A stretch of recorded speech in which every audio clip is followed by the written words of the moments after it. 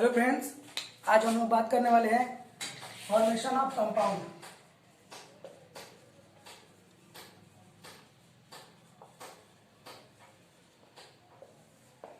आज के लेक्चर में हम लोग बात करेंगे फॉर्मेशन ऑफ कंपाउंड। कंपाउंड कैसे बनता है। ठीक, कंपाउंड दो एलिमेंट के मिक्सचर से बनता है।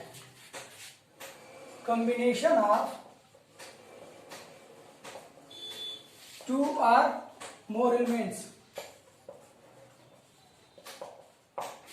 दो या दो से अधिक मिक्सचर ऑफ एलिमेंट्स को हम लोग कंपाउंड बोलते हैं। ठीक, कंपाउंड पढ़ना बहुत जरूरी है क्योंकि ये हमारे ऑर्गेनिक केमिस्ट्री में रिएक्शन में काम करते हैं। अगर आप कंपाउंड नहीं जानते तो आप ऑर्गेनिक केमिस्ट्री नहीं पढ़ पाएंगे, रिएक्शन आप नहीं बना पाएंगे। ठीक, तो कंपाउंड जानने के लिए हम लोग कुछ एलिमेंट्स लिख देता हूँ जो कि आप लोग को इजी होगा कंपाउंड्स बनाने में। ठीक, और आप लोग एलिमेंट्स को याद कर लीजिएगा। उसका मैं इजी ट्रिक बताने वाला हूँ जिससे कि आप लोग कंपाउंड को आसानी से लिख सकते हैं।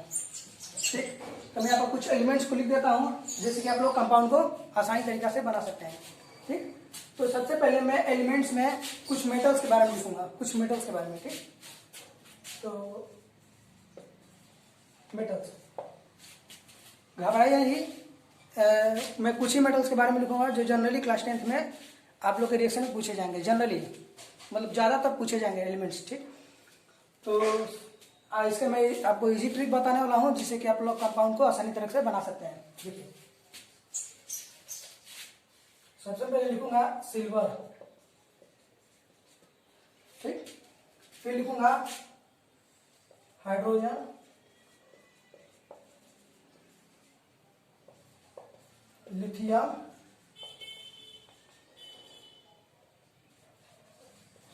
Mercury, sodium,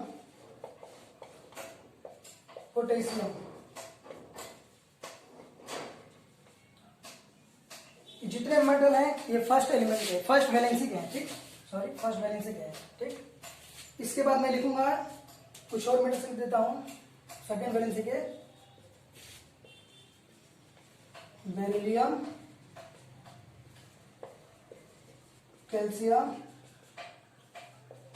cobalt,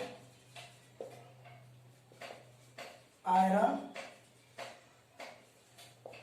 cadmium,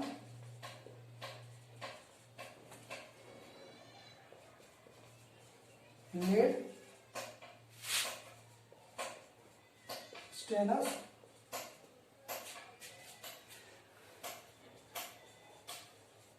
manganese. ठीक,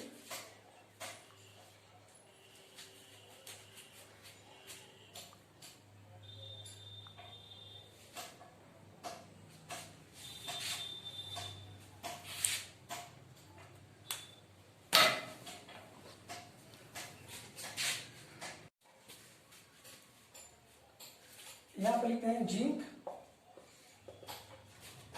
और फिर मैग्नीशियम।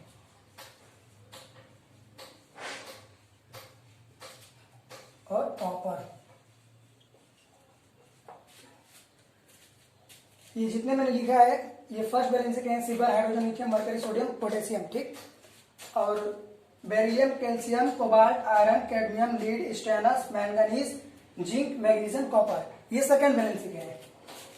सेकेंड वैलेंसी के। ठीक, कुछ थर्ड वैलेंसी के बारे में लिख दे रहा हूं। कुछ थर्ड वैलेंसी जो एलिमेंट होते हैं जैसे कि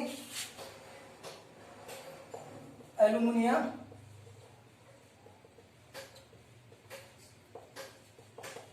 बिस्मथ, आर्सेनिक,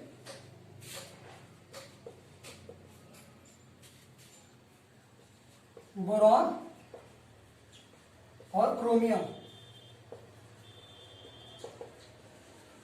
जितने एलिमेंट है ये थर्ड एलिमेंट, थर्ड वैलेंसी के हैं। ठीक, तो मैं फर्स्ट वैलेंसी का कुछ मेटल्स लिखा हूं, कुछ सेकेंड वैलेंसी का मेटल लिखा हूं और कुछ थर्ड वैलेंसी का लिखा हूं। ये सारे मेटल्स थे। यहां पर मैं कुछ नॉन मेटल्स लिख देता हूं। नॉन मेटल्स आपका हाइड्रोजन,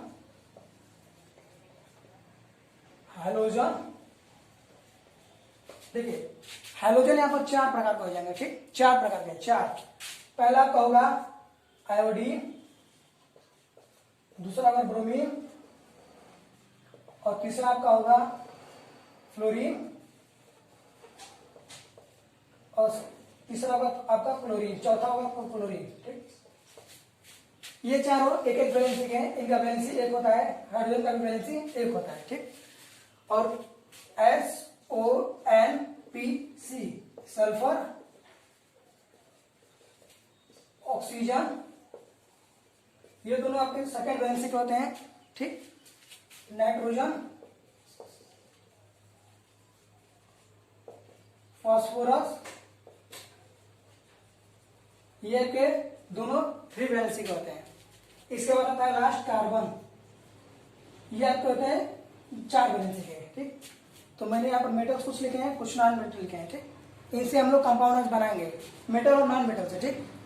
तो आप लोग इसको याद ऐसे मत करिएगा, हम इसका इजी ट्रिक बता रहे हैं। जैसे कि इसको बोलेंगे अज, कु, ह, अज, कु, ह,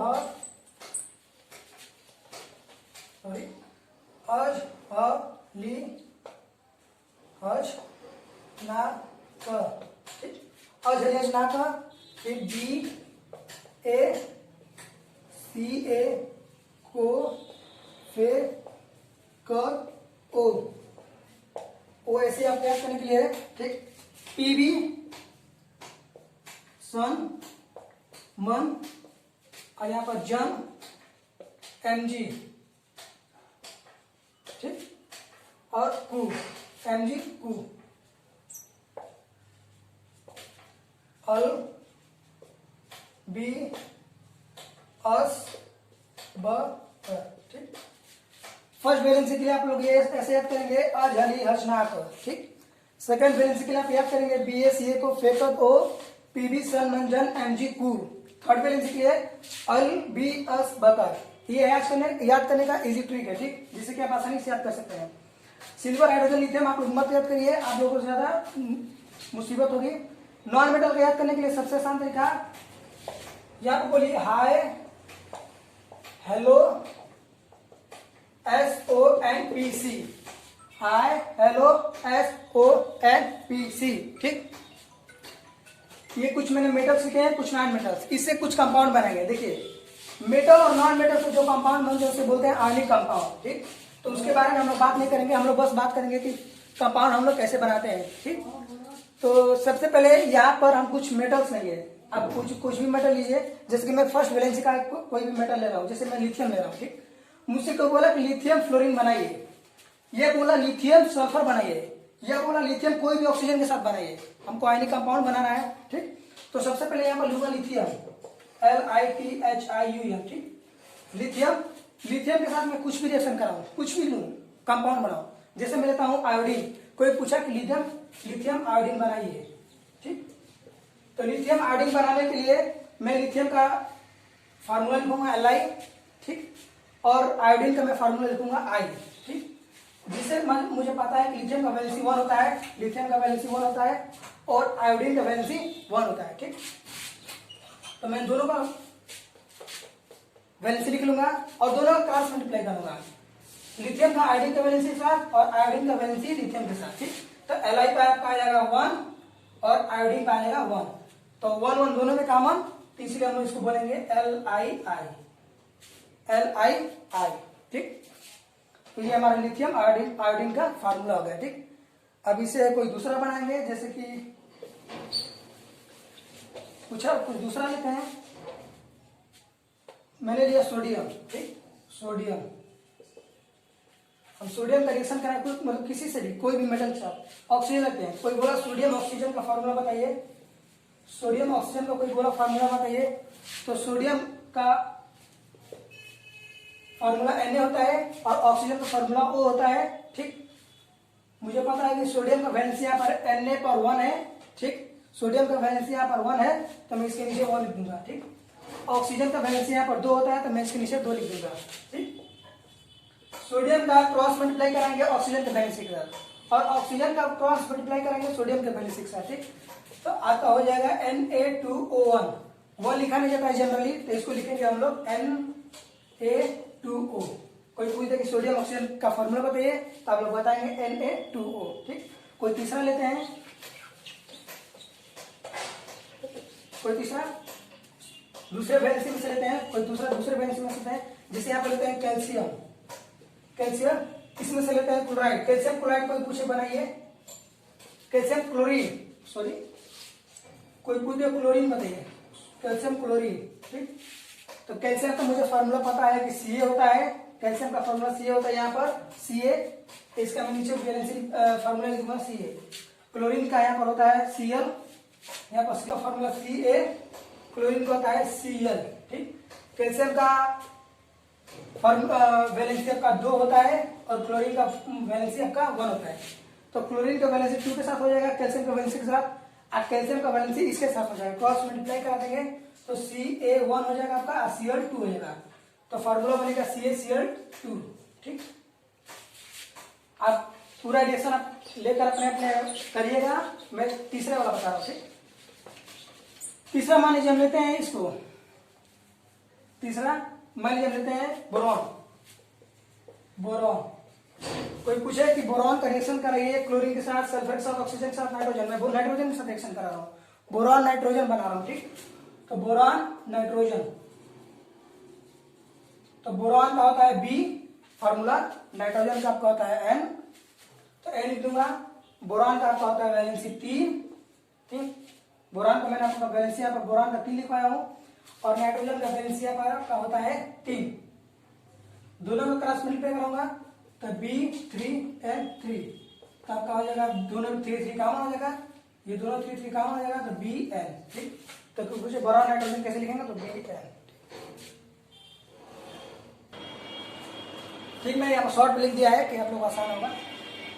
और जलिए सुनाकर BSC को फ्लेक कर दो, PV संबंधन Mg को अल्बियस बकर, non metal hydrogen, HLO, chlorine, bromine, fluorine, iodine, SO, NPC, sulphur, oxygen, nitrogen, phosphorus, carbon, ठीक।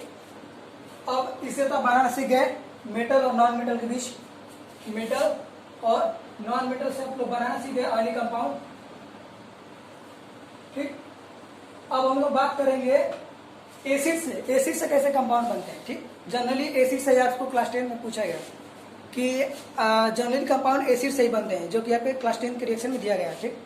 तो हम लोग कुछ एसिड्स लिख देते हैं, जैसे कि HCl, HNO3, H3PO4, H2CO3, HiHBr, H2SO4, ठीक। यह का है हाइड्रोक्लोरिक एसिड, यह कौन है नाइट्रिक एसिड, यह कौन है फॉस्फेरिक एसिड, यह कौन है कार्बनिक acid, iodic acid, bromic acid और सल्फ्यूरिक एसिड। कुछ मैंने एसिड्स लिखे हैं जिसकी हम लोग कंपाउंड बनाएंगे, आयनिक कंपाउंड, जो जनरली क्लास 10 में दिए गए हैं रिएक्शन में, ठीक। तो हम लोग इसमें से कोई भी एक मेटल्स ले, जैसे हम लोग लेते हैं बेरिलियम, ठीक। बेरिलियम Ba, वैलेंसी इसका 2 होता है। हम लोग बोले कि बेरिलियम ब्रोमाइड बनाइए, बेरिलियम ब्रोमाइड, जैसे कि बेरिलियम ब्रोमाइड, बेरिलियम ब्रोमाइड, ठीक। देखिए पिछले बार हम लोग पढ़ा था कि बेरिलियम ब्रोमीन बनाना है, बेरिलियम ब्रोमीन, यहाँ पर ब्रोमाइड आ गया, IDE, ब्रोमीन यहाँ पर दिया था पहले, ठीक। ब्रोमीन तो हम लोग नॉन मेटल में जाते थे, ब्रोमीन दिया तो हम लोग नॉन मेटल में जाते थे। अगर यहाँ पर ब्रोमाइड आ गया तो हम लोग सीधा एसिड में घुस जाएंगे, तो एसिड में घुसेंगे ब्रोमिक एसिड पर, ठीक। तो बेरिलियम को हम लोग जानते हैं कि Ba होता है, इसका वैलेंसी आपका 2 होता है, ठीक। बेरिलियम का फॉर्मूला B होता है, इसका वैलेंसी 2 होता है। और ब्रोमाइड हमें एसिड में जाएंगे, नॉन मेटल में नहीं जाएंगे। देखिए ब्रोमीन यहाँ पर है और ब्रोमाइड, ब्रोमीन ब्रोमाइड में अंतर है, ठीक। ब्रोमीड ID आ गया जहाँ लास्ट में, तो हम लोग सीधा एसिड में चले जाएंगे। तो एसिड में जाएंगे ब्रोमिक एसिड पर, तो हम लोग बस इसको लेंगे Br को, ठीक। H को नहीं लेंगे, ठीक। तो हम लोग Br लेंगे यहाँ पर ब्रोमाइड पर, ठीक, ब्रोमाइड पर। इसका वैलेंसी हम लोग लिखना है तो इसका वैलेंसी लिखने के लिए हम नॉन मेटल में नहीं जाएंगे, जैसे कि हम नॉन मेटल में ब्रोमीन का वैलेंसी 1 लिखवाए थे, तो हम लोग ब्रोमाइड के लिए यहाँ पर कितने एसिड में जाएंगे, तो एसिड में हाइड्रोजन कितना है, 1 है, तो इसका वैलेंसी 1 हो जाएगा। ठीक, तो इसका हम लोग बनाएंगे, तो Ba पर 1 हो जाएगा, Br पर 2, तो Ba1 Br2, तो हम लोग फॉर्मूला होगा BaBr2। तो कोई पूछे बेरिलियम ब्रोमाइड का फॉर्मूला क्या होता है, तो BaBr2। कोई दूसरा एग्जांपल लेते हैं, इसमें से हम लेते हैं तीसरे वाले के लेते हैं, जैसे कि कोई भी मेटल तीसरे वैलेंसी के लेते हैं, जैसे हम लोग लेते हैं क्रोमियम, एल्यूमिनियम लेते हैं, एल्यूमिनियम का रिएक्शन कराते हैं फॉस्फेटिक एसिड में, फॉस्फेट से। ठीक, फॉस्फेट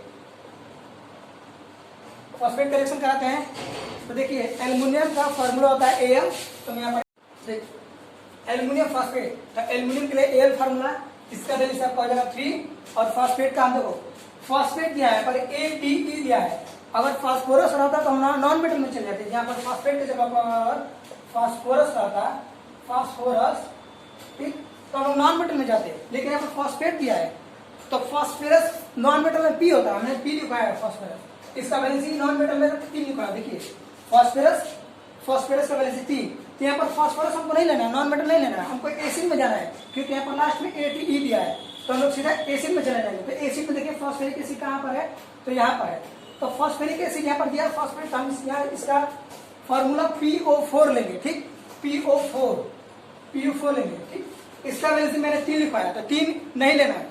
यहाँ पर देख रहा है कि फॉस्फोरस हाइड्रोजन में कितने पकड़ा है, सोडियम 32 होता है, फॉस्फोरस यहाँ पर कितना पड़ा है हाइड्रोजन पर, हाइड्रोजन 3 पकड़ा है यहाँ पर, तो इसका हम लोग वैलेंसी 3 लेंगे। ठीक, आप क्रॉस मल्टीप्लाई करेंगे तो Al पर 3 आ जाएगा, और PO4 यहाँ पर 3 है, तो PO4 का हम लोग ब्रैकेट में लिख देंगे, और 3 दोनों में 3 कॉमन है, तो हम इस कॉमन में लिख देंगे AlPO4।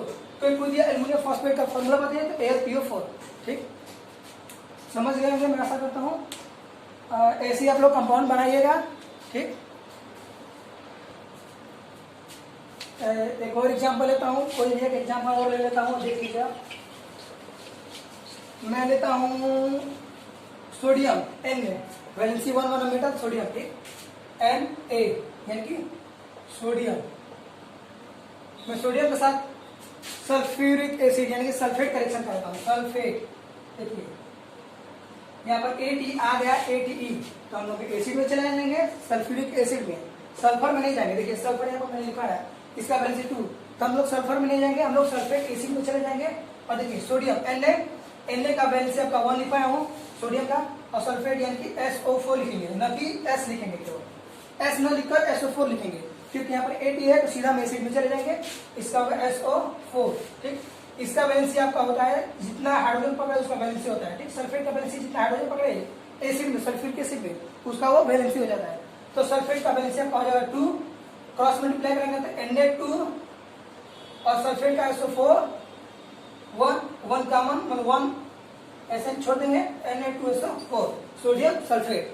ये फार्मूला आपको हो जाएगा। कोई पूछे सोडियम सल्फेट कैसे लिखेंगे, फार्मूला बताइए, तो Na2SO4। ठीक, अगर आप लोग को एसी नहीं पता है, ठीक, हम लोग को एसी नहीं पता है, हम लोग को वैलेंसी निकालना है। ठीक, जिसलिए मान लीजिए हमको ये पूछ दिया CO3, ठीक, कोई पूछ दिया CO3 का वैलेंसी बताइए, हमको ऐसे नहीं पता है कि कार्बोनिक एसिड होता है। ठीक, हमसे कोई पूछ दिया कि CO3 कार्बोनेट का वैलेंसी बताइए।